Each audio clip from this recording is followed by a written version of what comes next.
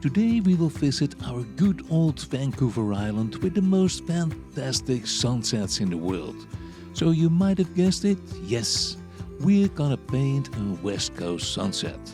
No AI, no tricks, just the good, decent handwork. With a simple brush, some paint and a canvas. And as a new item this year is that we will visit Europe and I will tell you some interesting gossip of 500 years old about famous royal families who lived in medieval times in magnificent castles. And this time it will be the Muiderslot in Holland. My name is Michael Schutte and thank you for watching Painting the Island.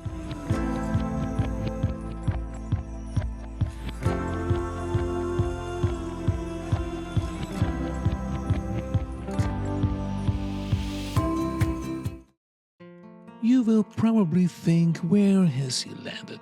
Well, I'm in one of the oldest and most beautiful castles of Holland, the Muiderslot. In the Netherlands, however, we call it Het Muiderslot. And very important, I am in the kitchen and the cook is preparing a major dinner for the King Floris V. Later, I will tell you more about the history of this beautiful castle. But first, let's paint.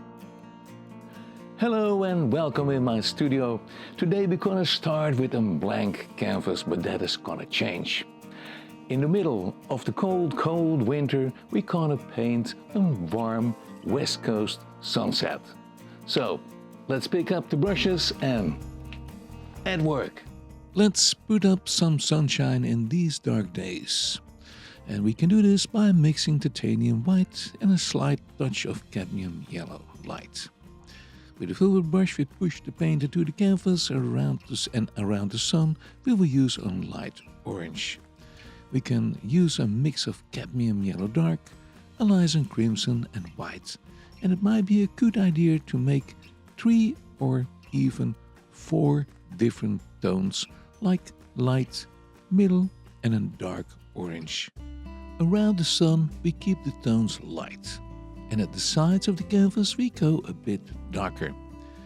As this is the first layer, we really have to push the paint into the canvas and then give it a light aftertouch. You can also do this with a so-called blender brush. I love blender brushes. If you have painted with me before, you know I love the techniques of the Dutch masters. For skies, they always used phthalo blue, which is a very strong blue. We can mix 3 different tones with titanium white, a small touch of phthalo blue and an itty-bitty bit of light yellow, which will balance the blue a bit. Certainly, with a sunset, you will notice that above the orange layer is always a kind of reflection of the earth into the moist hanging above the horizon. If you add the cadmium yellow light, be careful because you don't want to have a soccer field in the sky. It may not take over and get into green. So try to keep up the balance and even more, try to observe and get your own impressions with an early sunset. The higher we go, the more blue we add to it. And we bring it up with soft crisscross strokes and make a soft gradient every time. Might be a bit difficult in the beginning when you do this for the first time. Then we do the same with the upper layers and make it slowly darker, and even in the upper layer we can add a bit of ultramarine or purple. Purple in a sunset is always tricky. I said it before, every human being sees purples in a different way. That is why the great medieval masters try to avoid sunsets as much as possible. We can mix ultramarine and alizarin crimson, let's say 60% ultramarine, 40% alizarin crimson, and then you do a test. You take something off and add some white and see how it looks like. If you find it too bluish, you add some red. And if you find it too reddish, you do the opposite way and add more blue. So this is how you can find out what you like the most. With a small velvet brush we can push the purple into the wet sky, which will blend down too. With a light ochre tone, or maybe even a strong highlight tone, we can add already some light on the edges of the clouds. For the right balance, we can paint some clouds to the other side and make them bigger. Just let your fantasy go. Let's put some more orange in this corner and let's fantasize more clouds on top too. It's always a good idea to gather a bunch of good reference photos and study them very good before you start painting. Sunsets are almost surrealistic and go often beyond the people's imagination. When there is somewhere in the world a volcano outburst, the dust spreads to the atmosphere and causes the most fantastic colors and surrealistic effects in the sky. And then, of course, I mean the sky in the evening with a starting sunset. It's amazing. Let's build up the clouds higher to get a better balance in the sky, and like I said, let your fantasy go wild. On the edges, we can put some light, and that will bring the magic in your painting. But first, let's do some more clouds while the paint is still wet. By these wet in wet techniques, the purple clouds will nicely melt into the wet underlayer, and that will make the work a lot easier. If you wait till it's dry, it will be way much more difficult to make it all smooth.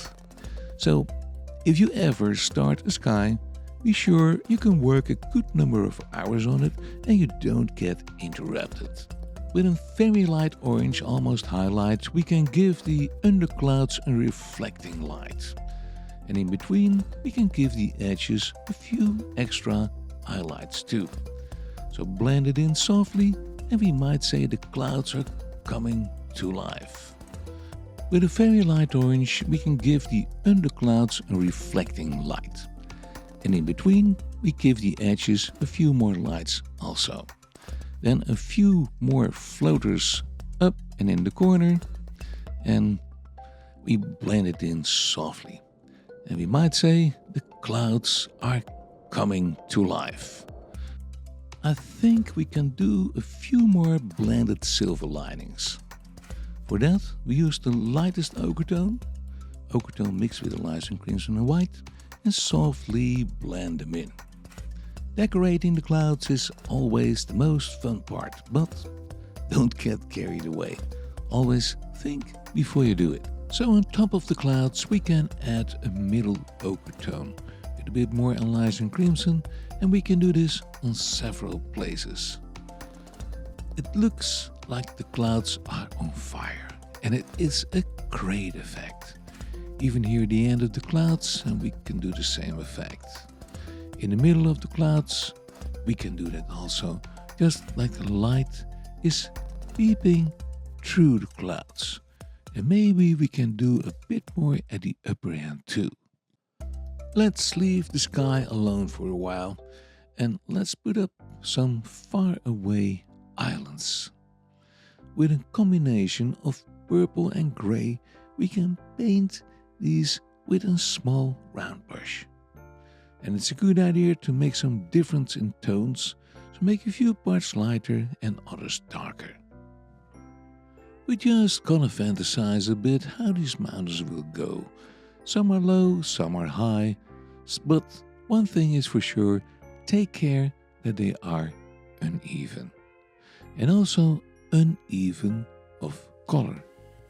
Some are lighter, some mountains are a bit darker, and this is how you create depth in a painting, and it will make it so much more interesting. Just play around with different shapes and let your fantasy go. And don't worry too much how it looks. Most of these mountain ranges won't be visible at the end, as it is only background. Let's add a bit more light at the left side of the mountains and fade it softly in. And then it's time to build up some higher mountains on the left side. This time we will go higher and even let some trees growing on these rough rocks. We still use a weak purplish gray, as this is nothing but background. Colors might give a different impression, as all computer and TV screens have different colors. And let's make this rock a bit more uneven by using different tones. A bit light, a bit darker. And I know it's background, but it makes it more lively.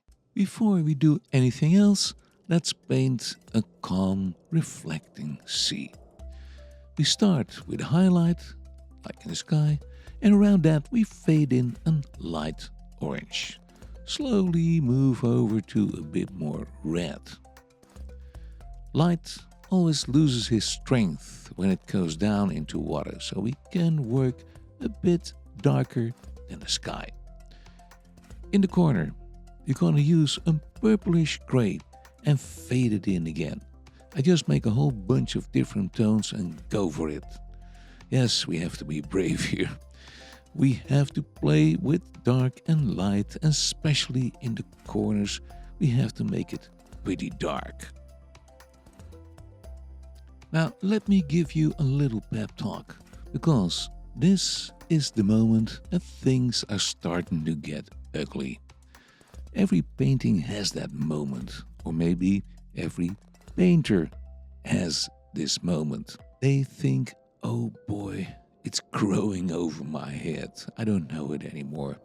And then a lot of painters give up. Don't do that, bite the bullet and push through. Especially a sunset is super surrealistic. I said it before. You got no hold on it. When you're standing on the beach, you take it for granted, you accept all the colors, but on the canvas, it's quite a different ballgame. Don't give up and keep that brush rolling. It will get better. So brave as we are, we keep going, blending the colors in and make the right color below extra dark with a bit more purple and some dark gray. And that's all what we do for the moment. Remember, we go over it all later. It's just a background layer. We can add a few more lights here and there and then pack it in with a bit of orange.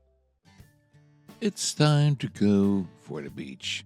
Yes, we need a beach to lay down and enjoy the beautiful sunsets. We use the darkest ochre tone mixed with a good deal of purple, and that will be the base of our sandy beach. We can paint the beach with horizontal soft strokes, and yes, we are speeding a bit up as this might be a bit boring for you to watch. So we are going down quickly and make the base of the beach. From here, we're gonna build up a couple of islands. We use a dark tone, almost black, and first draw a straight line with the help of the palette stick. Then we paint up a high rock, and you can do this with a small round brush and your hand leaning on a palette stick. As you have noticed, because of the dark islands, the mountains are pushed back to the background.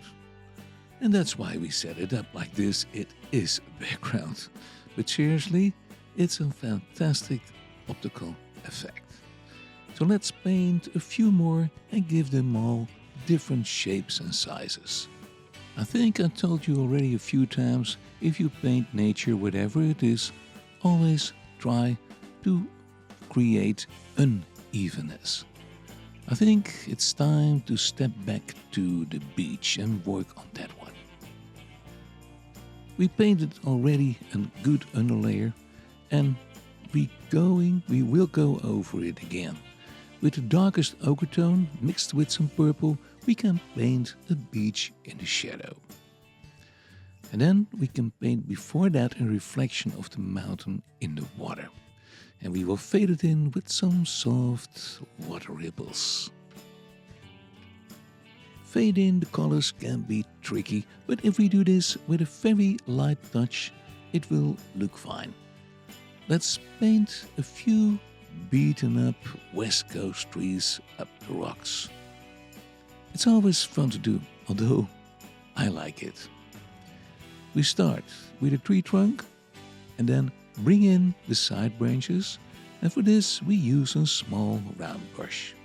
We push the bristles forwards instead of backwards, and that will give a fantastic effect. The brush is actually doing the work for you. And think about those trees, they're beaten up, they're ugly, they're so ugly they become beautiful again. Wind, rain, frost, snow, the poor guys suffer, and that makes them so attractive. If we think we have enough trees, let's dive into the sea again. We're gonna make it a bit more exciting. In the distance, we can paint a few ripples or movement in the water. We use a combination of the blue sky color, some gray, and maybe a bit of purple. Under the rock, we can paint a dark reflection, not too dark, and as for the foam, we use the lightest horizon color. That was actually the second layer. In the light street under the sun, we can bring in more highlight. And be advised, this can be a tedious work. It's very hard to tell you, do this color, do that color, but we have to go a bit on our feeling. It's a lot of different colors, and we do a lot of fading in too. We have to build it up very slowly, wet and wet. But if you ever get totally stuck, you are always welcome to visit our studios, and I will show you how it works. In between the islands, we can paint more highlights and do the same in the corners. There's light everywhere in a sunset. When the small waves roll over, we can paint a bit of foam. Not too much, just enough. Slowly, we move downwards and we can add more color, and in a diagonal we can paint small little waves rolling over the Swallow Beach. This will give your painting a very strong visual effect. You know what? We are painting for a long time and you must have a lame arm by now. Let's take a drink, a little break, and watch the adventures of our time traveler. Have fun!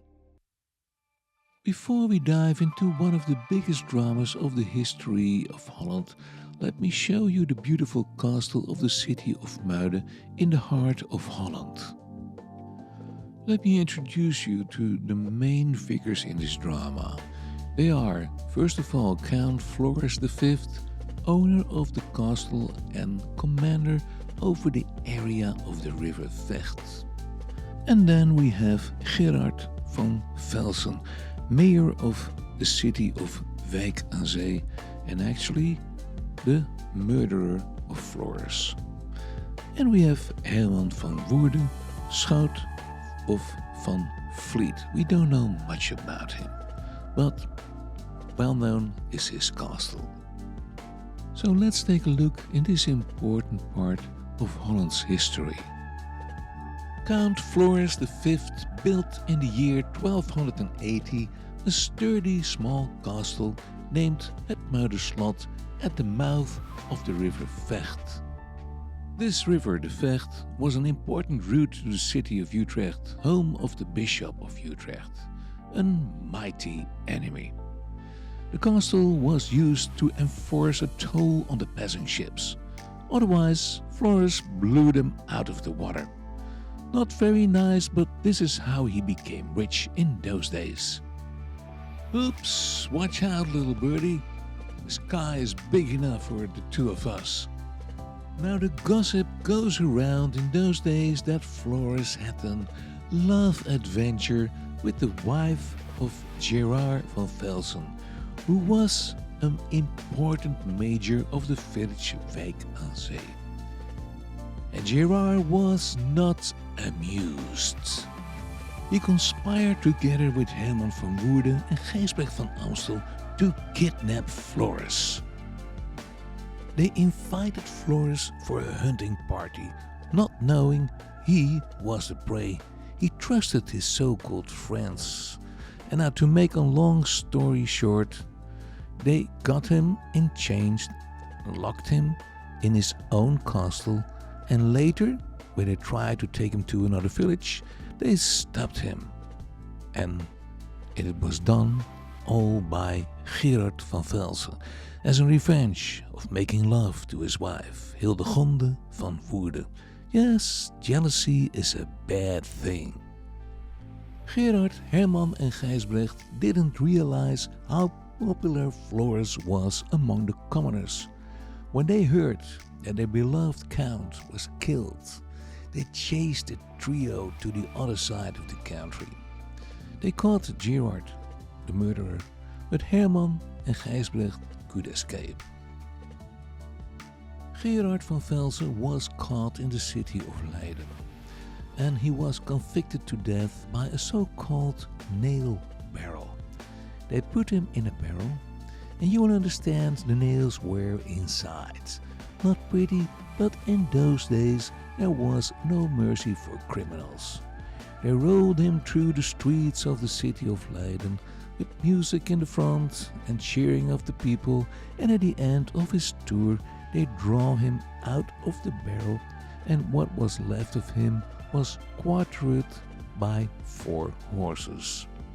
And no, we won't show you this because kids might see this show too. We keep it decent. The other 2 suspects escaped but could never return to their homesteads. They lost everything and were never seen again. And this was the gruesome story of one of the most terrible murders of the early medieval times of the noble Count Floris V. Yes, this is really a wonderful castle. And while we go back to the painting and doing some more background in the sea, I will tell you a few small little things to know about this castle. It was conquered by the Archbishop of Utrecht and demolished. Yeah, he was not really a nice guy. 100 years later, in the year 1386, the castle was rebuilt on the same spot by Albert, the Duke of Bavaria. And you might say, Bavaria, how's that possible? Well, the House of Austria ruled almost all of the European lands, also Holland. Let's go further ahead. The most famous owner of the castle shows up in the year 1590, the famous poet P.C. Hooft. This famous poet spent for 39 years all the summers in the Muiderslot and invited other poets, painters such as Vondel, Huygens and Brero. He extended the gardens and the fence system, and this was the blooming period of the Muiderslot. In the year 1790, however, the castle was used as a prison, then abandoned and became derelict. In 1825, it was meant to be demolished as it became too expensive to maintain. King William I prevented this mistake. He did his utmost, but it took another 70 years before the castle was restored to its former glory. Yes, castles are an expensive hobby. And in the 1800s, well, there was lots of crisis in Holland. It was just bad times. No money, no power, nothing. And this lasted till the 1900s. Nowadays, the castle is a national museum.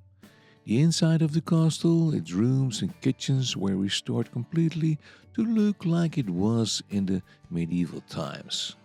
And if you ever visit Holland, don't forget to take a tour through this wonderful castle. You will enjoy it.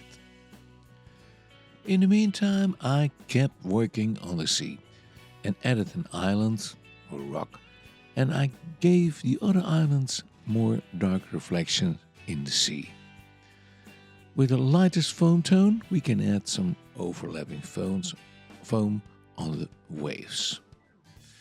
In this part, I go a bit back and forward, adding light and dark all the time.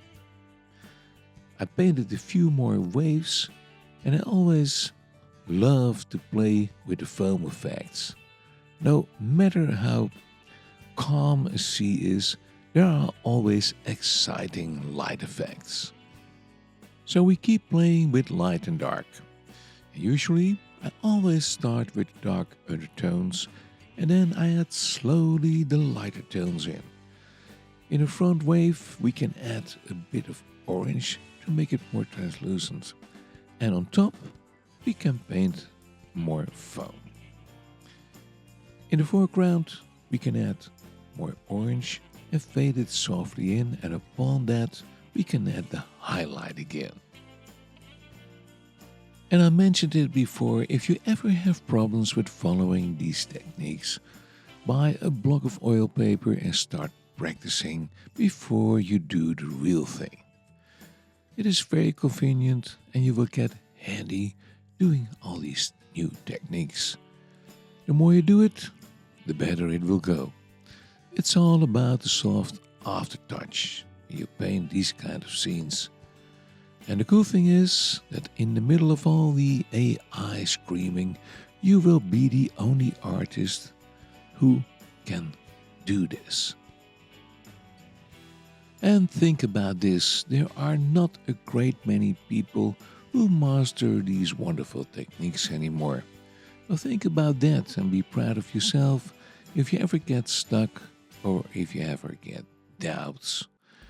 It's the wonderful art of painting what gives you the great opportunity to develop your creativity and explore new techniques you never thought you would be able to master.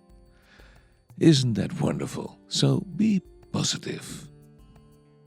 Let's put up some more light effects on the waves and maybe a few new waves down below. Actually, they are not waves. They are more ripples streaming up the sand plates. But, as you can see, we let the perspective lines work in this painting. All the lines go to an imaginary vanishing point in the far distance to the left side. And this will give the viewer the impression to look into the painting. So we keep going with these movements. We can do a few more foam strokes here and there and darken it up in the corner. And for now, I think we're done with the water. Let's make the beach a few tones stronger. We already did a layer, let it dry, and you will see as we go over it again, the color will be much stronger. That's the beautiful thing of painting with oils. We use the darkest tone mixed with purple in an evening mood that will work fine. So we go slowly downwards, making long horizontal strokes to lay a sturdy sandbank, and I can imagine that this is a bit boring to watch, so in the editing I speeded the frame rate up and even cut out a few boring scenes. And if you have painted with me before, you know that this show is not a tutorial. It's not a lesson, far from that. It's more an impression for what you can do with Wet n Wet oil paint. Next to that, I love to support the North Island Wildlife Recovery Center in Arrington. And as you might know, this center is founded by the wonderful Robin and Sylvia Campbell, working hard to keep things going. And of course, I like to tell you about different history facts about Canada and Europe. Last year, we did all the provinces in Canada, and I know you Canadians love to visit Europe. So this year we will do some interesting subjects in Europe. And for the newcomers on the island, welcome. I do this show as a volunteer for Rogers for more than 10 years. Yes, time flies when you're having fun. In the meantime, I let the water or foam rolling up the sandbank. Not too even, just here and there some foam will do. Down below, we will make it more purplish with a dark tone purple. We can blend it in with soft, long brush strokes. We give the edges a dark shadow, and then we can add a few light strokes here and there.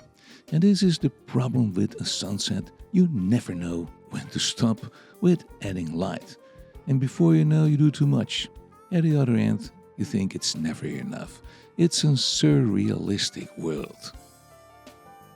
But I think for now we've done enough. Only it's a bit empty. So maybe we can paint a nice piece of driftwood on the back. With some black and burnt sienna, we can set up a sketch. I don't really mix it. I dip into the black, dip into the burnt sienna, and there we go. First, we start a very thin line, a lead line, and if you ascertain everything is okay, we can make it thicker or bigger. This might be an old tree, who knows? They grow into the most weird forms and turns. That makes them so beautiful. So use your fantasy, check out tons of reference photos, and just go for it. You cannot go wrong in this. So we don't use the pure black, we just add some burnt sienna to it. Or even better, dip it into the black, dip it into the burnt sienna, make it nice and smoothly with some medium, and start painting. When the paint is wet, we can add some gray to it, and as a backlight, we can even add a dark ochre tone at the shadow side of the branches. And this is something special. Keep it in mind. It's really very hard to say do this or do that. You have to go a bit on your feeling. With purple and dark gray, we can paint some shadows in the wet sand. And that can be tricky because actually the light is coming from everywhere, so we have to improvise. For now, our driftwood looks like a jumping frog, but that is gonna change.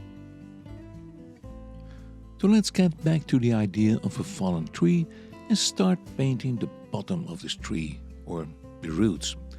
That can be quite complicated, but just let your brush go, and like I said before, you cannot go wrong with this. We give it a strong heart, and from there we can go up or down, whatever you want. First we go down for some roots into the bottom, and then we can go up, which makes it so interesting. You can go up as much as you can. Use your fantasy. Personally, I love painting these fallen trees. Whenever we go camping in the summer, I look for a quiet place, take my sketchbook and start drawing and sketching.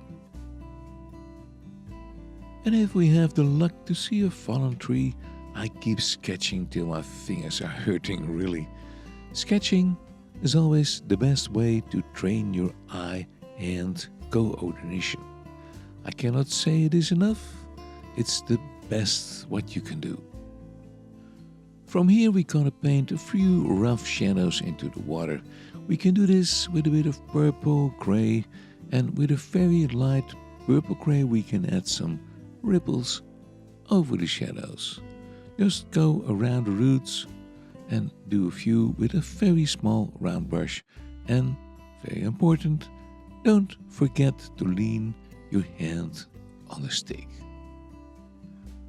Let's do a few more, and at the right side we even can add a tiny bit of highlight. Then we can move up a bit with all the roots and see how complicated you want to make it. Then we can lighten up the bark, or what's left over of it, with a combination of light gray and a touch of the yellow ochre tone. This might take some time, doing all the indents, little cracks, little holes. It's very interesting to do this. But again, it takes a lot of time. And when you think you have done enough, we maybe can add one more leg and we do the same trick. We start with some black burnt sienna and draw an outstanding leg, and at the end it goes into the wet sand. Then we give him a light tone with grey and ochre. I must say that third leg gives the whole construction more stability and it enhances the composition. So that was a good draw. After setting up, we give it a nice bark, some indents, holes, cracks and a backlight with the ochre tone. We can decorate the driftwood with some more grey, maybe a touch of orange here and there.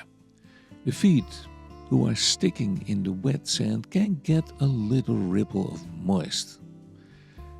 On the beach are always tons of little shells, rocks, little pieces of wood and whatever debris what the sea throws on the sand. We first set it up with dark and then give it a touch of light. I think we're almost done, but first let's take a little break. Before we say goodbye, I would like to show you our Academy of Music and Art in Qualicum Beach.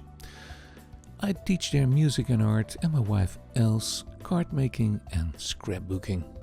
I would love to show you my paintings just to get some inspiration, and I understand that for a lot of you Qualicum Beach is not next door, but if you happen to be on Vancouver Island, just hop in for a chat and take a look around. And of course you are always welcome if you need some advice about materials, maybe color mixing or whatever you want to know about art and music. My sweet wife Els is a magician with paper and she shows a great selection of scrapbooking and paper art. And don't forget that we offer a wide range of courses in music, painting, scrapbooking and card making. Yes, there is a whole new world, a whole new creative world for you right at your fingertips. Our steady viewers might know by now that I love to support the North Island Wildlife Recovery Center in Arrington with my paintings. This place, founded by Sylvia and Robin Campbell, is a lovely retreat for wounded birds and other animals who need recovery and help. Also a lovely place for inspiration. So if you ever visit the island, take a look in the center and admire all the wonders of nature. Enjoy! Yes, this year we will visit the center a bit more and do some filming. Last year, with 3 moves in a row, was a bit hectic. I hardly had time to paint. It was only work, work, work. So I hope we can do a bit more in 25. And I think this painting is finished. Enjoy! We created a lovely sunset to lay back on the beach and relax. Thank you for watching. Check out the website for the latest news. Till the next time, and keep on painting!